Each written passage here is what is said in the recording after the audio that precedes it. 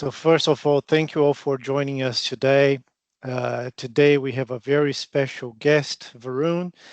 Varun, thank you so much for joining us today to talk a little bit about privacy. So that's a very hot topic at the moment, and we brought perhaps one of the best or most knowledgeable specialists in this space to talk or teach us a little bit about privacy, and also open the floor for any questions that you guys might have. So a brief introduction about Varun. But Varun is an accomplished cyber privacy and data professional with over 27 years experience, specializing in data security, privacy, governance, and digital transformation. Varun has led award-winning programs and delivered impactful business, data, and technology strategies.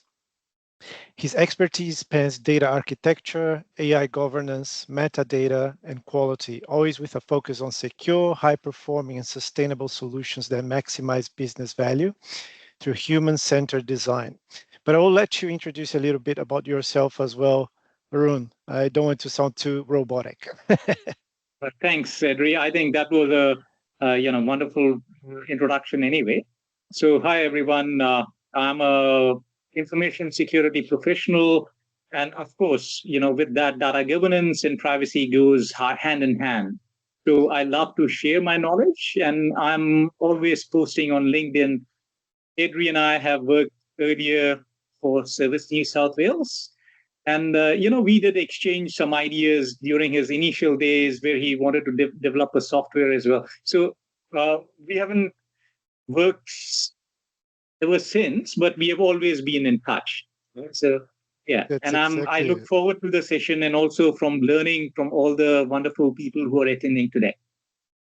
Yeah, so Varun accepted to join us earlier this week, and perhaps Varun, let me give you a little bit more context around what we do.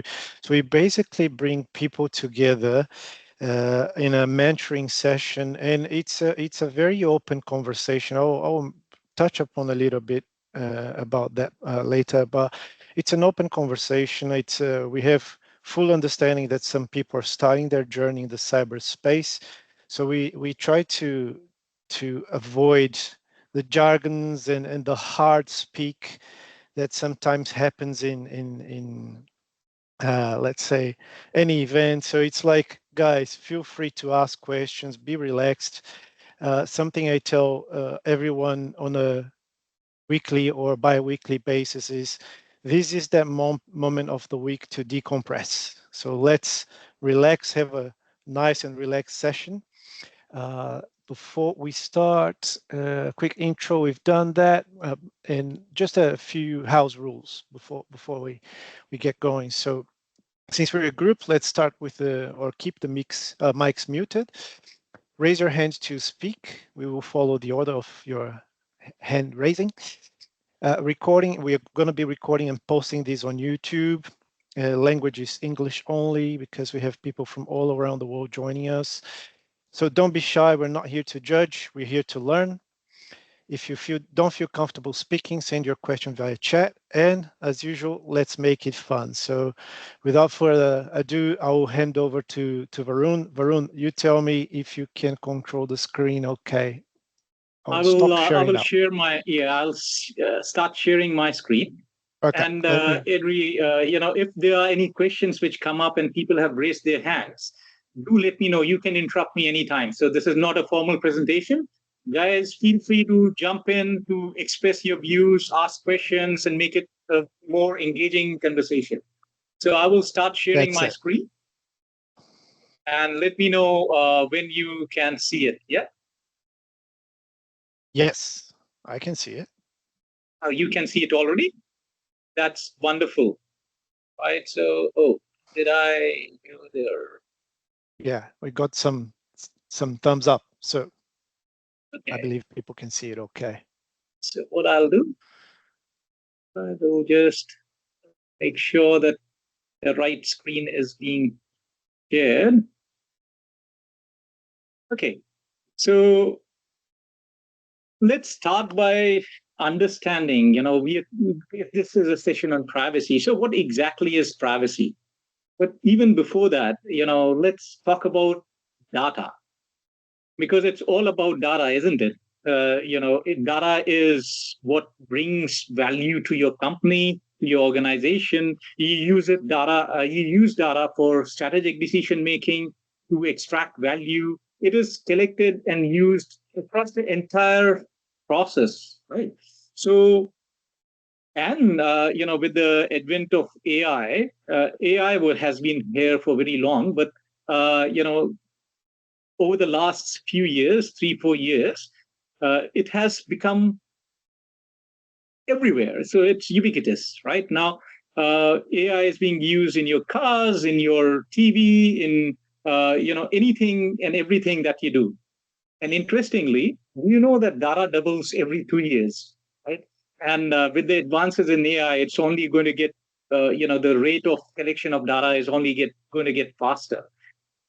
Do you know about the 4 V's of data or big data? Should I talk about it? I think we can reserve it for a data management session. But just at a very high level, the 4 V's are volume, velocity, variety, and veracity. And of course, there is things like value which comes into play as well. Because after all, why do you collect data? You collect data to be able to extract value out of it. Otherwise, it's a risk. Some users and some leaders, including myself, have defined it like uranium, right? If you're collecting sensitive personal information, it is uranium. Sorry, Adriana? Yeah, sure. So Varun, just a quick question for the audience, actually. Can anyone tell us the difference between data and information? And it's totally okay if you don't know the difference. Either via text or if you want to unmute yourself. Don't be shy. Robin, we have a volunteer. Yeah. Morning or afternoon, everyone. Information is what you retrieve out of the data. So the data is the bucket, and the information is what you do with that leads to information, in my view. Yeah, and that's a very good summary. It's information is data in context. So, for example, 179 is 179 centimeters is data, but knowing that 179 centimeters is my height is information, right? So it is data which is added with the context so that you can now extract value out of it. So very good. Okay, so I was talking about how the field of privacy is now experiencing significant growth. Well, it's not only in Australia; it's everywhere, right? Globally as well. GDPR came 4 years, 7 years back, and it is now increasingly being driven by the realization that your sensitive information belongs to you, and it holds value. So there is a heightened public awareness of privacy issues. And of course, everything is becoming digital and AI is coming as well. So AI is using data, including the biases which are embedded in it. And, it all comes to the fore when people start using data. So what I'm saying is, what I'm trying to say is that we are very lucky to be in an era which is going to present numerous career opportunities for everyone, right? So you all who are attending today and your friends, your peers, everyone, right? And frankly, personally, I'm pretty sure Adri was there as well. I have been here for a long time, and this seems to be even bigger than the internet. I mean, let's see. It's only time will tell. AI really predates internet, but there has been a big impetus in the last few years, right? So let's go and define privacy. So IAPP, which is the Institute of Privacy Professionals, they define privacy as the right to be let alone, right? I want to do something. I do not want anyone observing me for no reason. I do not want any interference. I don't want any intrusion. So if I'm watching TV, why would anyone want to know what I'm watching? Unless and until, I mean, of course, the TV companies want to know because they can promote similar programs and they show you content. But there has to be a limit. Where is that limit? So also information privacy is the right to have some control over how your personal information is collected and used. So these are the concepts of privacy, and the ISO standards, they provide further definitions. I don't want to go into too much detail. We have to understand why do we need privacy and the concept of privacy and information privacy where we are trying to protect information. So any views? I usually have comments, Varun, so I apologize if I keep jumping in. So just an observation. It's my very personal view. Like, I'm not wearing my cybersecurity hat now, but my perception is that privacy is a very valuable asset, and it feels like we're losing privacy on a daily basis, or it feels like we're being trained to give up our privacy for some sort of benefit, right? And Absolutely. less it feels like we have the right of privacy. Do you share that view as well? Yeah, absolutely. And I'll actually come to a slide where I go into the differences between privacy and cybersecurity and contrast them. And also the fact that, I was about to talk about this. We want to use new devices, but we are turning over our sensitive information without realizing the consequences. I mean, there was a very recent trend where people were uploading their photos and they were getting, what was that called, Gabriel or something, the Japanese uh, Ghibli Japanese artist. Studio, Yeah, Ghibli Studio, yeah, yes. and that is all losing your information. And even if you're driving cars, right? So modern cars are collecting vast amounts of data, right? So it is not only about the location or the GPS data; it is also monitoring your driving behavior. It can be how you speed up, how you accelerate, what are your braking habits, what are your steering patterns, whether you use your indicators or whether you're wearing your seat belts, right?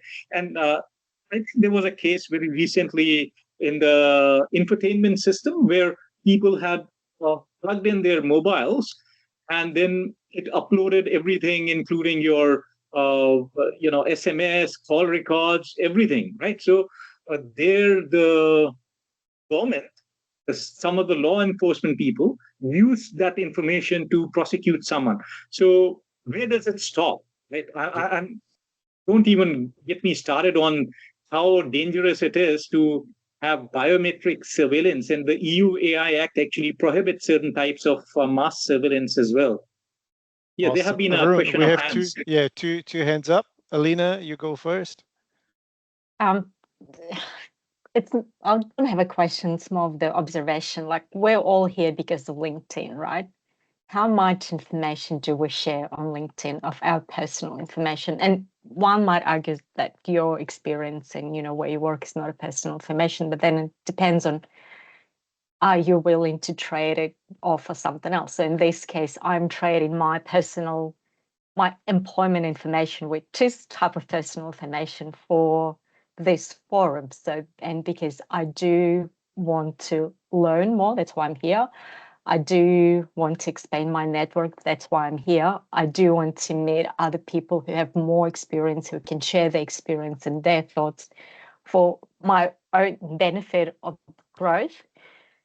And then again, to what extent, where do I stop to share? Because if I don't share, I don't get. Like, if I don't share my information, I'm not on LinkedIn, means I would not be here. So it's a constant trade-off. It's a constant game of, yeah, exactly, Sarah, risk versus reward. It's how much am I willing to sacrifice or to pay, and I'm paying with my data for being here. So it's just, I don't, it's constant. Like, we will always go in circle. I don't think there's ever going to be an end point to privacy versus data. And then again, and yeah, sorry, I can go It's on a and on very about interesting this topic. observation, right? Like, Yeah, if I it's a start, I will not stop. So I'll stop now. But yeah, it's just it's one of those topics that is just can go so controversial.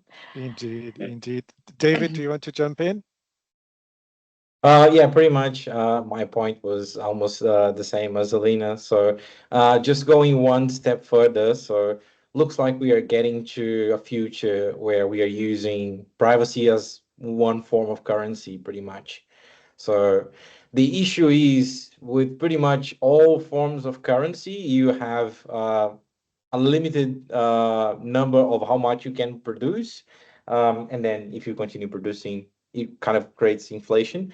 And this actually can also works for our privacy because we have limited data points, limited personal data that we can share. For example, we only have one birthday. We only have one.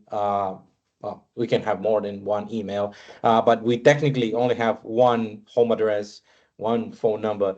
So it gets to a point that we don't have anything more to share. And we can end up in one of those kind of Black Mirror episodes from that show, the old Netflix show. Those dystopic futures where pretty much the whole system, and we already have that, as Alina mentioned, there are places you can only get in if you pay with your privacy currency.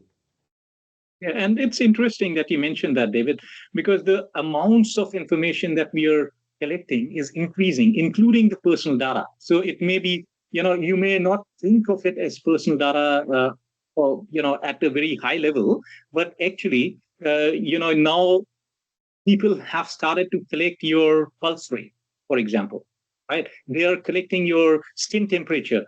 And in the future, the future is going to be very bright, right? So you will have all sort of data points which will be totally new. You haven't even thought about it. It will be, we did a project in New South Wales Health, which was for early detection of sepsis. And sepsis is a bigger killer than prostate cancer and breast cancer combined, right? And it's avoidable. So you have various information that is already getting collected. And that's a subject for another day because I have to cover quite a few things. But it's very interesting. There are new data points which are coming up all the while. And of course, the good thing is I will touch a little bit on GDPR. Europe has been very proactive in understanding these risks, and they have introduced things like the right to be forgotten, right? So you are in control of the information, and they are promoting very ethical and responsible use of data, right? So it's even in AI, they have the EU AI Act, which has been in play since August of last year. And now they are building up the capabilities of how to use AI, how to make sure that AI is not used to uh, magnify the biases that we have in the society and it is non discriminative and all those sort of things. And yes, there are ways of trying to avoid collection of personal data, but that may not be ethical from the consumer's behalf as well, like always providing some random date of births and certain things. But to be very frank, it'll come back to the purposes of data collection and data minimization. Why do you really need to collect my date of birth? And that is something that can't be changed, really, right? So anyway, I'll come to that. But So, let's start with the Privacy Act. so Varun, sorry, I'll just sprinkle some bits and pieces of experience and knowledge along the way, if you don't mind. So, Yeah. as you all know, I was born in 2005. I wish. So, what I do with my birth date, whenever I go to a website that asks for my birth date, I just keep it as the 1st of January of 2005. And that's pretty much it, right? So I only share my birth date when I know there is a legal requirement to do so. But yes, just pick a random date, and from now on, that's your date of birth. And that's That's what it. I Sorry, wanted to Varun. say in terms of whether it is ethical to provide incorrect date of birth. But of course, there has to be a valid reason, and that stems back to the principles of data collection. Why do you really need my date of birth? If you just want to establish my age, there has to be a system where you can assert a certain thing. I am over 18, and that's it. And there has to be some sort of a solution provided by the government which says, yes, based on this unique identifier. I've got a model on blockchain, but yeah, let's not even go there. that this person is over 18. That's all you want to know, right? That's it. Yeah. So in terms of the Privacy Act, so that is the major act, and I'll come to, time permitting, I'll come to the legislation which are there to keep ourselves and preserve our privacy. But this is the largest privacy legislation in Australia. It's federal or Commonwealth. It applies to all Australian government agencies and for private sector organizations with an annual turnover of 3 million or more, which is quite strange, right? Which is very, very strange, because this is, Australia is probably the only country which puts this limitation that if you are a small business, but you must have a turnover of 3 million or more, otherwise you don't have to really worry too much about the Privacy Act. Yeah, I think there's a hand up. David? David? Yes, just going back quickly to your date of birth point. So a quick question that came to my mind. So from a privacy point of view on the date of birth, so as you said, they only want to know if I'm over 18. I've seen some websites like bottle shops and things like that. Instead of asking the date of birth, they just have a pop-up saying, "Are you over 18? Yes or no?" And if you say no, it redirects somewhere else. From a privacy point of view, is this an equivalent control, like more like privacy focused, or it doesn't cover the same, it doesn't tick the same boxes? So, David, to be very frank, that is relying on the user to uh, be honest, right? So, for certain transactions, you do need to verify the identity of the individual, right? So, what I was suggesting was a solution where there is a trusted provider. If you look at the TDIF, which the Australian federal government has got, it has got a double blind system. No one gets to know about who is asking for this verification, but you can assert certain factors that I am over 18, and there's a trusted party which actually verifies that. So that's the difference. Instead of just saying that, yes, I'm over 18. So, for example, what happens if a, say, 13-year-old goes to a pornography site and checks that I'm over 18? So, does our legal obligation finish? Yes, it does. But is it ethical? So there are a lot of considerations that you have to have, and the government has to step up and look at the various options which are now possible. And time permitting, I will touch a little bit about the privacy preserving technologies as well. And let's see, I won't go into too much of detail because we are running out of time already. So let's look at, this is from the appendix. There are 13 Australian privacy principles around how to keep your information secure. This is on the OAIC's website, so I won't dwell into each one of them. But it would be interesting for you guys to actually go and see and understand, what are your obligations or what are your rights under the Privacy Act. So then let's look at the considerations for privacy. So when you're looking at the privacy, I mean, GDPR has these principles which I have on the right side, which are around lawfulness, fairness, and transparency, purpose limitation. So if you have collected information for a certain purpose, do not use it for another purpose without getting fresh consent from the end user. The thing about data minimization, don't collect information that you really don't need, right? So if you want to send me a notification or send me an email, collect my email address, not my date of birth, because if you're collecting that personal information, then it becomes burdensome on you to protect it. And mind you, GDPR has got heavy fines, right? So if you are not using the information properly, you can be fined very heavily. In Australia also, ever since the last two major breaches in Medibank Private and Optus, they have looked at and they have revised, and actually the modified changes came into effect on 11th of December last year. And they are now looking at, something like POPA in US, which is for children under the age of 13, and whether, they are skilled enough to understand the implications and make a declaration on collection of their personal information. So all those things are there. So data minimization, ensuring that the data that you have collected is accurate, storage limitation. I mean, do not collect information that you no longer use just because you may use it in another 10 years, right? So, because it can pose a risk and it may not be relevant to the original purpose for which it was collected. Then to maintain the integrity and confidentiality, you do know the CIA triad. So the I and C of integrity and confidentiality, I do not know why, EU has used the reverse order, but that's fine.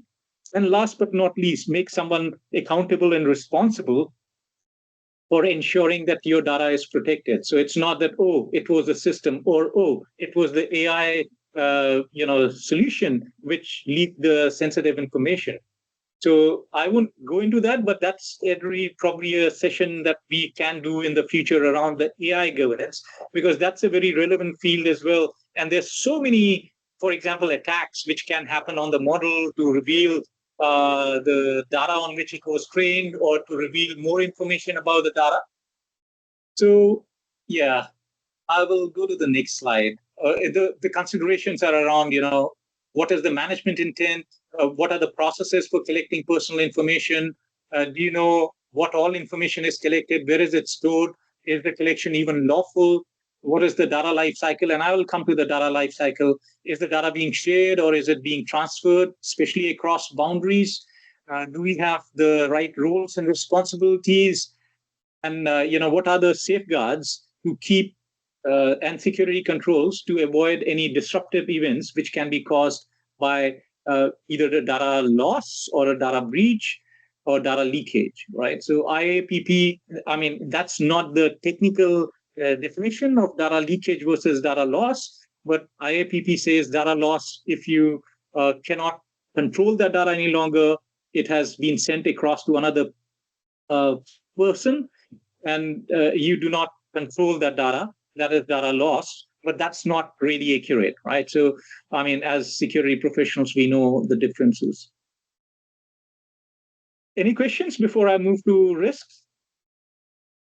Quick one from me, Varun. I don't know if you're going to touch upon it, but just to contextualize a concern of mine with regards to privacy. So even when you're trying to protect your information through privacy and legislation, there is always a concern around, can't recall exactly the term, but it's basic. Sorry? Enforcement? No. But just giving you a very broad scenario for people to understand. So if, for example, a website does not ask for my home address, instead, they just ask for my location, for my nationality, and my age. With those three pieces of data, it's fairly easy for you to triangulate who the person is, right? So you're not necessarily being explicit on the person's name.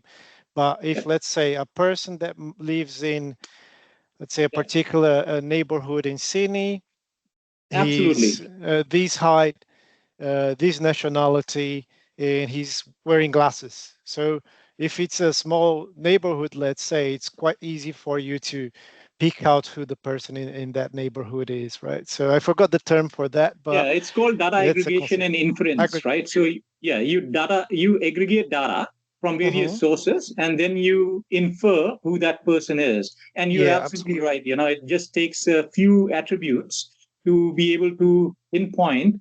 And this is especially relevant when you look at de-identification of data in a healthcare scenario, for example, right? The best is to totally anonymize the data, which removes all the various indicators, personal identifiers from that piece of data, so that it cannot be reconstructed. But if you just de-identify it and pseudonymize it, then it becomes possible by adding more data and just trying to see. And, there is postcode geocoding and other, bands, age 15 to 30, 30 to 40, and all those things, and controls which can prevent that from happening. Awesome. So, thank you. Thank you. So risk is very, very important, right? So risk is this is what really balances the business operations versus privacy. That is very, very important. And this guy who is taking a risk, risk is a combination of likelihood and impact. So what is the likelihood that his girlfriend is going to be annoyed? It's pretty high. What is going to be the impact? Probably he has a good understanding and good relation. So he has dared to look back at another girl when he is dating someone else. I would not advise it. But this is just, risk is the uncertainty of outcome, right? It may be positive, negative, or it can be both. So it can result in opportunities as well as threats. And if the risk eventuates, it is an issue. Yeah. Yeah, I would say in this particular case, the likelihood is 100%. The impact, I'm not too sure, but the likelihood of the risk becoming an issue is 100%. Yeah. Okay. So good thing is it's not you and I. So what is the likelihood? Its likelihood is the chance of something happening. As Adri mentioned, it's 100% in this case. What is the impact or consequence? It's an outcome of an event which can affect the objectives, right? So, and risk management is just a set of coordinated activities. It's to direct and control an organization with regards to risk and realization of its objectives. And on the right-hand side, I do have a process from ISO 31,000. So, in the interest of time, I'm not going to go into too much of details around the 3 lines of defense model, but very, very quickly, I'll show it. But please do read about the 3 lines of defense model, right? So it is all about the first line of defense, which is the operational management, the real people on the field. The second is around the compliance team and the other things. And the third is internal audit. So I won't go into a lot of detail, but please do learn about the 3 line of defense model. Yeah, Varun, just to add for those who are not familiar with risk management, perhaps an analogy would be the 3 layers of defense would be you making a decision not to upset your mom who can enforce authority over you, and the police, right? So if you're planning about stealing a car, so the first layer of defense would be yourself having good judgment that it's not a good decision, but then probably your mom or your parents being upset with you. And lastly, the police who can oversee and enforce actions upon you. Just a quick analogy. Thank you. And as you can see from the process as well, there are various ways of first assessing risk and then treating risk. And, the 5 ways of treating risk are PRACT, as they're called: the prevention, reduction, acceptance, contingency, and transfer. So I won't go into the details, but in any project management, you will see that as well. The contingency, it's a control rather than a treatment, but yeah. Okay, in terms of privacy lifecycle, there are 4, as per IAPP, there are 4 to assess, protect, respond, and sustain. So the goals are to determine the program gaps, understand the best practices, policies, the legal and regulatory requirements that have to be done. And to protect is to implement the safeguards for personal data. So you will implement the data lifecycle, know where your sensitive information resides, put in the information security controls, use the privacy by design principles, which I'll come to very, very shortly. And you can establish the privacy practices and then establish, embed any systems for privacy, any practices with technical protections. It can be, access controls, encryption, or DLP, or there are more as well. I will come to some of them as well. And in sustain, you're trying to maintain the privacy program and improve it over time, right? So see whether your KPIs are being met. You're monitoring it continuously. You're performing assurance activities by auditing it. You are communicating the privacy management activities as well. So, and if there are gaps in the program, you then remedify them. And of course, respond is very, very important. You are responding to events and proactively reducing risk to increase compliance as well. And one thing which I'll come to in the next slide is also the difference between cybersecurity and privacy, because here you have to respond to information requests as well, for example, right? So GDPR has data subject access request, where you have to provide information to the data subject, which is slightly different than cybersecurity. And you have to form, incident handling, response planning, all of that, which is very similar to cybersecurity as well. It's very similar to the NIST cybersecurity framework. And one thing extra is probably the data breach and the breach notification, which and the reporting which goes along with it. But this is this sustained part has got lots of overlaps with cybersecurity. And let's look at the relationship between privacy and security. So as you can see, and the reason why I'm using cybersecurity and information instead of information security is that information security also involves the physical security to a large extent, right? So this is around cybersecurity. You are trying to protect any information that has to be kept confidential. Of course, the CIA triad comes into play: confidentiality, integrity, and availability.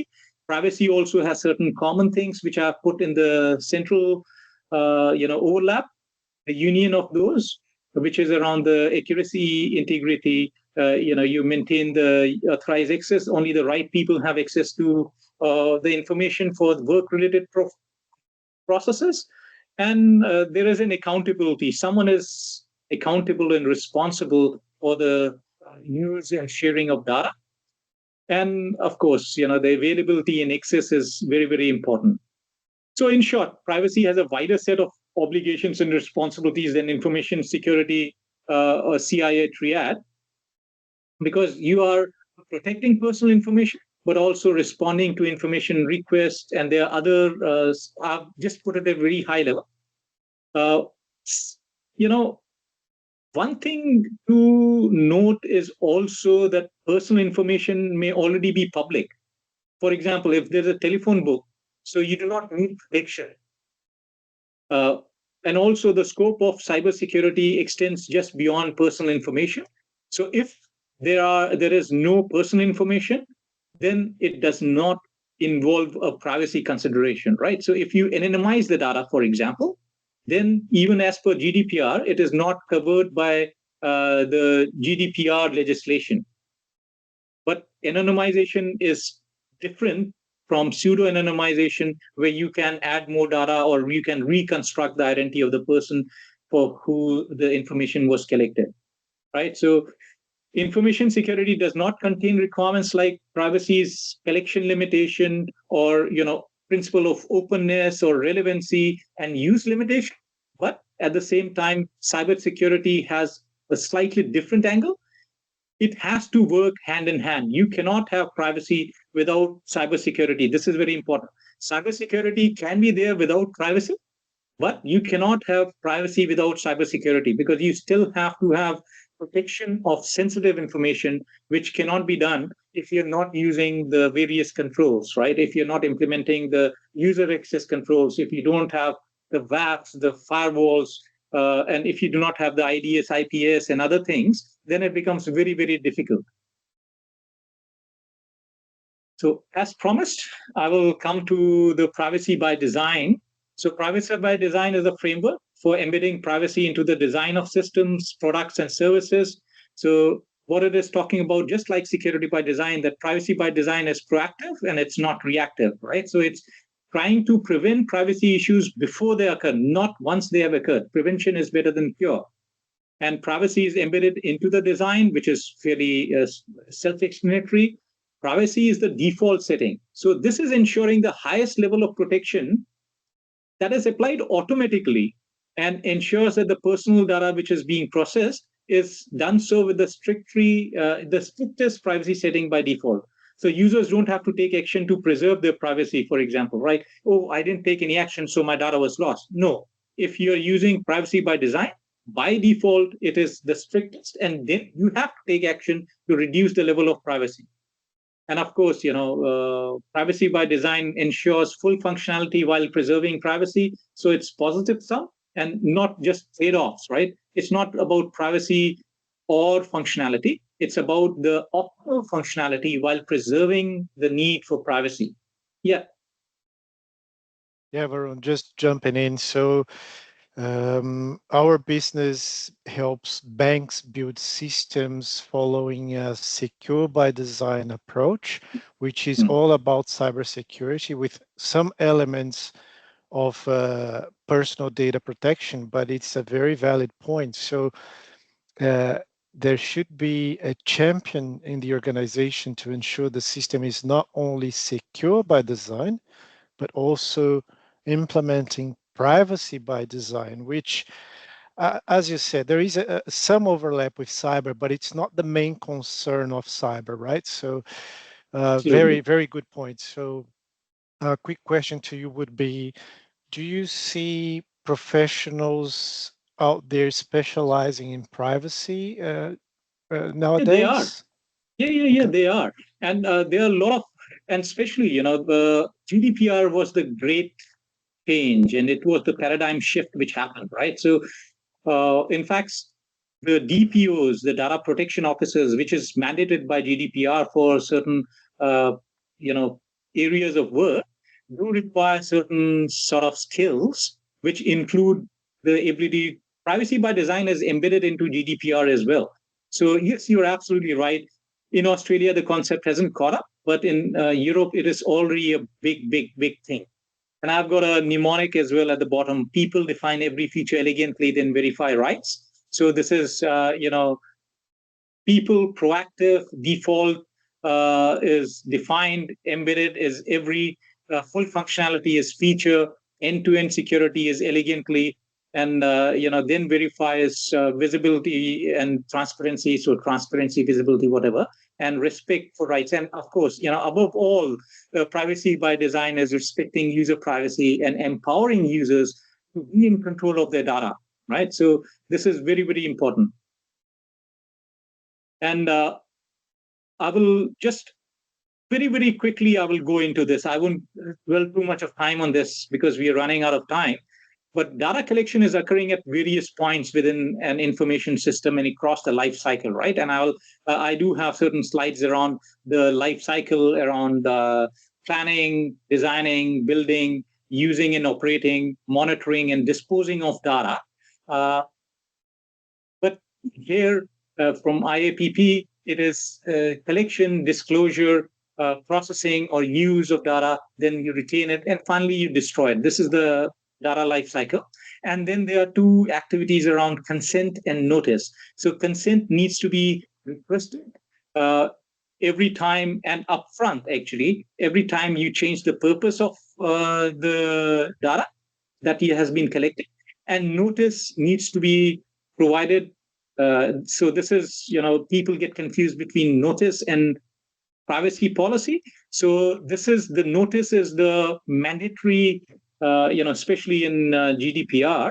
It's mandated by GDPR that if you're collecting personal information or personal data, then you must provide a notice around, how you're going to use it, what are the purposes, what are the rights of the users. And I will touch that very briefly in one of the slides as well, but it is very important. So this is around the interactions which can happen. So surveillance or interrogation, and then there are the data holders who are responsible for holding data on behalf of the data subject. So there are two concepts of data controllers and data processors, but I won't go into that detail. But there are at various points, there are various interactions which can cause the privacy to be compromised. Right. So data collection. Sorry, Varun, we have a question from Alina. Yeah, Elena. Sorry to cut you. Hi, thank you. Just on the other slide where you had this circle, yep. And in invasion, it just points to the data subject. Shouldn't the invasion be also to the data holders? So this is the this is caused to the data subject, right? So data holders are holding, the owner of the data is still the data subject. So this is intrusion of the data subject and it's decisional interference of the data subject. So the data subject is being influenced and making, they are being influenced from making a valid decision. And in fact, the EU AI Act clearly stipulates that these are prohibited activities which can, have, subliminal manipulation of the individual from making right decisions, what they would not have made it. So it's all, for the data subject, because they are the ones who are getting impacted. Data holders, they can aggregate data, they can, inference certain things, they may use it for secondary use, or they may exclude certain data. And, when they're disseminating information, there can be breach of confidentiality, disclosure, exposure, but the invasion is impacting the data subject. So that's the reason. And this is from IAPP. So I've not created it myself. This is from the CIPT notebook that they have around the privacy technology. But we can have a discussion later, if you want to have discussion. Yeah, I just disagree on some aspect, because as a data subject and a data owner, when invasion happens, yes, I'm the one impacted, but I'm not the cause of it. So, but it's not cause. It's what has happened is someone has, and it doesn't have to be the data holder, right? So someone has caused.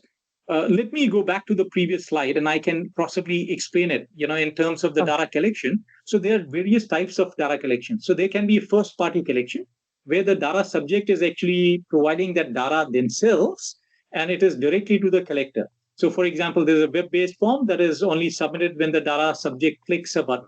The other form can be surveillance, right? So when the collector is observing certain data streams produced by the data subject, so they're walking through a mall and there are cameras for it, they're not interfering with the subject's normal behavior, but still their personal information which is being collected.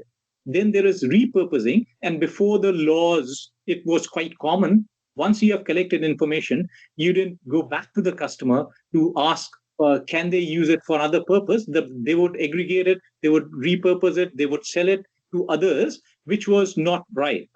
So that is now with the advent of AI, what has happened is they are targeted things. Don't get me started on the US elections and deep fakes and other things, where all this information was targeting individuals to subliminally change their behavior, their decision making, and that is what is being addressed in the other slide, right? So, and there are third-party collections. They are scraping the web. You'll be surprised if you go into ihavebeenpawned.com, and if you are unfortunately in that, you will see that they have been scraping information from free websites, right? So even LinkedIn, they are scraping your profile. They're trying to get as much information, packaging it, combining it, aggregating it from all the various other sources, linking it, and then selling it.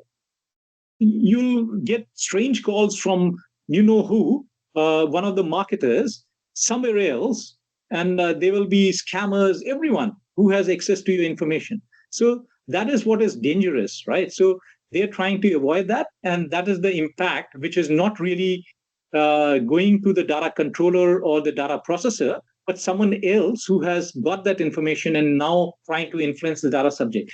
But we'll have a discussion after this. I think you have sent me a LinkedIn invite, so I will accept it. And then I did see that coming in my phone, but we can have a discussion outside. Yeah.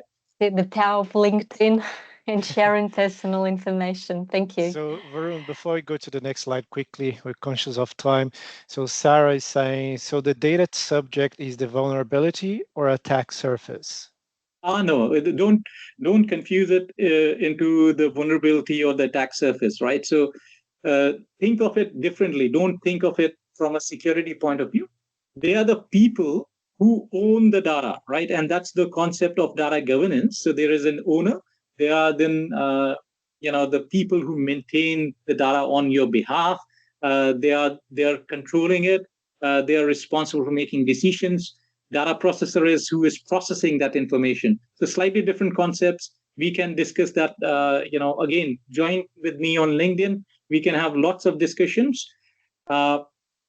And in fact, I can't even go through homomorphic encryption, secure multi-party computation, differential privacy. All these are privacy-enhancing technologies. I won't go into them right here because of lack of time. But I do keep on writing about all these things. So happy to, if you want to connect or follow me on LinkedIn, I will be posting about all these things as well. In terms of privacy career opportunities, again, it spans legal, technical, and business domains. So this was one of the things that Adri mentioned that I should cover. So you're having different roles: privacy analysts, privacy managers, DPOs, which is specific to, not specific, you do have DPOs in Australia as well, and especially for organizations who work in within EU or are subject to GDPR. You have privacy engineers, privacy consultants, privacy lawyers, and of course, information security analyst or manager with a privacy focus, data governance specialist. So I did have a slide on the various roles of privacy analyst as one of the examples. And there are a lot of privacy certifications as well. So there is CIPP, which can be for US, Europe, Canadian laws, or even Asia. So, and China, they have gone big. In fact, China has got a very interesting privacy model, which is based on the user rights. It is very interesting. And then there are other things like the Certified Information Privacy Manager or CIPM, and there are other technical certifications like CIPT, which is Certified Information Privacy Technologist, and AI Governance Professional.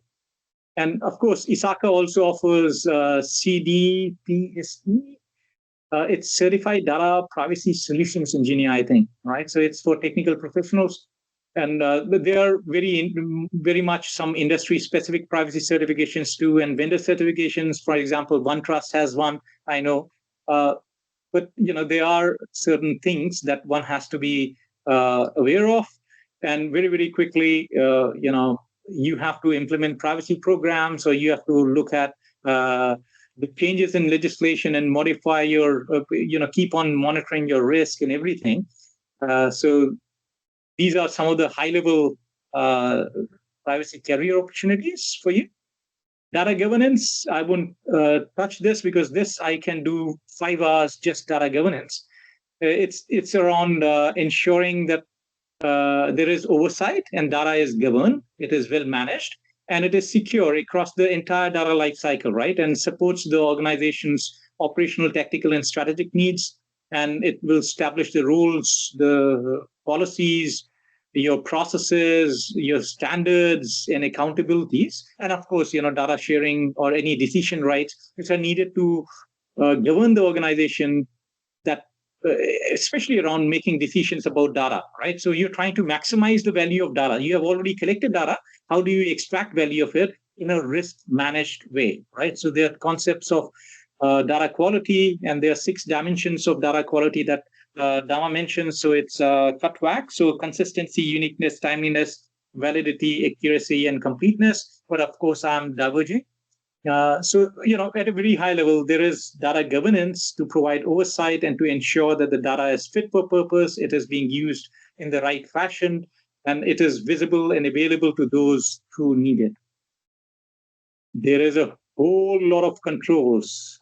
Here, this was a long slide, but, it's around governance and culture, create a governance and culture of privacy, implement the technical controls, all the things that we talked about, encryption, IDS, IPS, firewalls, RBAC, roles-based access control, data loss prevention, sensitivity, labeling, and classification, and, provide assurance by conducting audits, have data governance, have the roles, responsibilities, and accountabilities, have a data catalog, and inventory management. So you must know what data you hold, what is the sensitive information you hold, and who is using it, who is responsible for making decisions on that data. Understand your data flows, understand where the data was created, how is it flowing, how was it transformed, have data requests for sensitive data, have data retention and disposal, very, very important. If you need it any longer, destroy it. That's the only way of keeping it secure. And of course, data quality, I just touched on it. Employee awareness and training. There's a big overlap with security awareness and security training. Similarly, you have employee awareness and training, There is an incident response plan, very similar to what is there in the NIST cybersecurity framework. And of course, there is a data breach response as well. Vendor and third-party management, very, very similar, and accountability measures. GDPR has DPO. That will, that's the single person of contact for privacy-related issues and any complaints, and ensuring that your data is kept secure across the entire life cycle. Laws and legislation, you can search it up. There are lots and laws. So what I'm trying to say here is these are very complex things in the Australian legislation. It's not very straightforward. State laws are separate. There's one for health. There is one for your personal information. So all of that becomes very complicated. GDPR and California laws, CCPA, they are also there, but some of it may not be very relevant to Australia. But in a global scenario, they do get relevant, especially if you're using AI, which can be used outside of Australia as well. GDPR, I'm not going to dwell into too many of these articles, but it's all about right of access, right to rectification, right to erasure, or the right to be forgotten. This is Article 17. And then it has recitals 42 and 65 as well, right? So around the right to withdraw consent and all those sort of things. But it's all there in GDPR.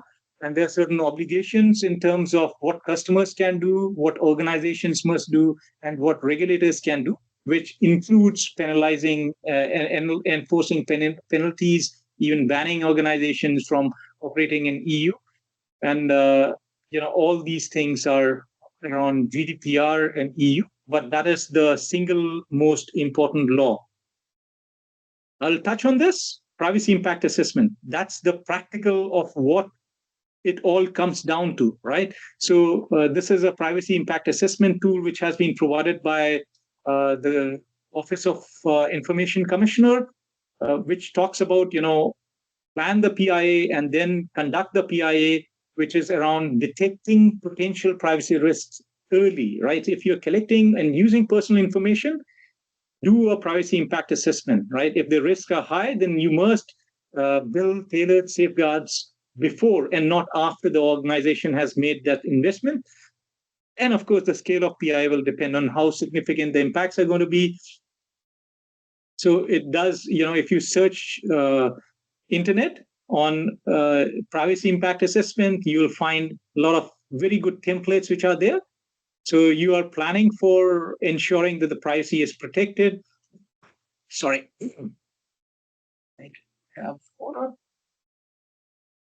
And I think this is the last slide, which is, I'm sorry, I'm over time, but it's special section on AI governance. We can cover it over some other, some other time. But AI systems often rely on vast amount of data to learn and operate effectively. So that will automatically raise concerns about how personal data is collected, used, and shared, whether it is ethical, whether it has biases in the data itself. Then around the AI algorithms that are trained on the data, they may reflect existing biases in society, and it may lead to discriminatory outcomes. Data security and privacy, transparency and accountability, and of course the impacts around job displacements and economic impacts, and any ethical considerations. So I think I will end here and hand it back to you, Adri. Can you guys hear me okay? Yeah. Sorry, sometimes it drops out. Varun, that has been extremely informative. I'm very thankful to have you around. I believe everyone has learned something different today. I'm conscious of your time, so thank you so much for that. And for everyone else, if you haven't followed us on YouTube, I'm going to be sharing the link with you and uploading this video as well. Thanks, everyone. It's been great to meet you again. Thank you. Thanks Thanks Varun. all. Take care. Bye. Thank you. Thanks, Varun.